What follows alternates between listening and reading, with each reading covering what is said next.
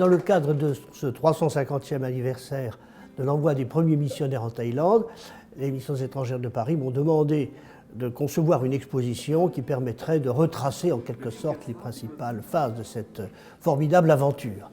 Et j'ai eu la chance donc tout d'abord de me rendre en Thaïlande et j'ai été très marqué dès le départ de l'intérêt que portait l'Église de Thaïlande aux missions étrangères et la reconnaissance finalement que l'Église de Thaïlande portait aux missions étrangères. Si bien que nous avons été accueillis d'une manière très chaleureuse, les institutions se sont ouvertes très largement, même la conférence épiscopale de Thaïlande qui permet par conséquent aujourd'hui de réunir à peu près 150 œuvres, souvent inconnues, parfois même inédites, dans cette exposition. L'originalité finalement de la conception de l'exposition, c'est de partir de l'époque contemporaine, de l'héritage si fécond laissé par les missions étrangères en Thaïlande, avec par exemple en dernier lieu la visite du pape François, et nous remontons le temps avec 4 ou 5 sections différentes. La première est consacrée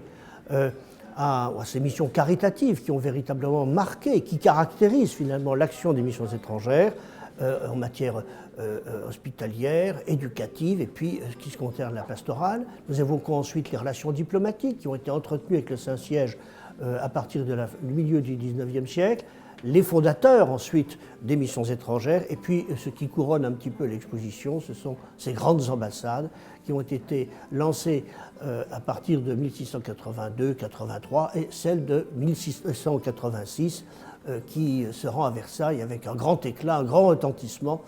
avec l'ambassadeur Kozapane.